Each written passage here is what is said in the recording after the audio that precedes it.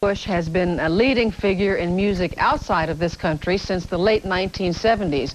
Her many hit singles include Wuthering Heights, Breathing, and Babushka.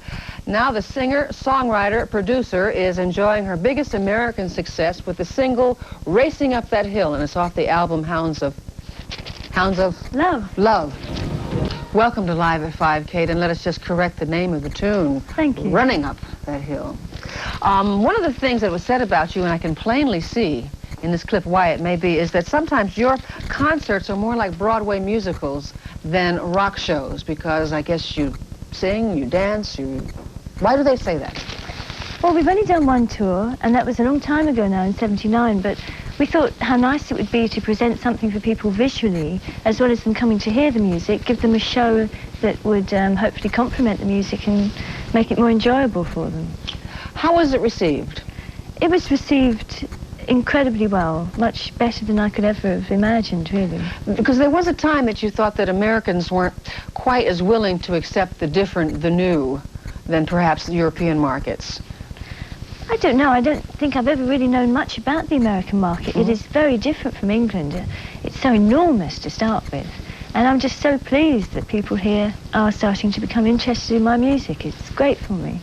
You were discovered some 10 years ago by David Gilmour of Pink Floyd. And when you say discovered, we can't put that too lightly. I mean, he got you your first recording contract. Yes, he did. He really put up money for me to turn demos into master tapes that then the record company could recognize as songs rather than demos. And really, without him having put that money up, I probably wouldn't have had the break so early, for sure. It would have happened, though.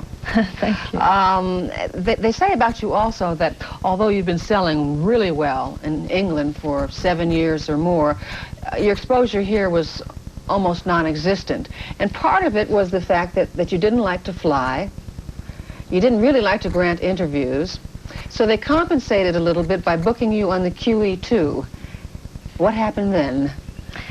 That trip was cancelled. As far as I know, the boat just didn't make it that year. Mechanical problems. But I don't think that anything has actually prevented me coming from America. It's not that I haven't wanted to, and although I haven't flown for the last couple of years, it hasn't stopped me going anywhere, and I'm here now. Yes. I find it phenomenal that although you weren't able to make it here for that tour because the fear of flying or the dislike of flying, and then the QE2 has mechanical problems and you can't make it over here.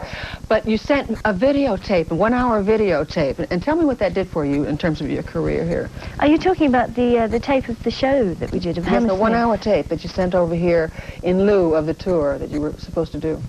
Well, that tour was actually in '79, and it's not something that I personally sent over. I think it was very much something that the record company were doing, hoping that that would sort of get some interest in the music.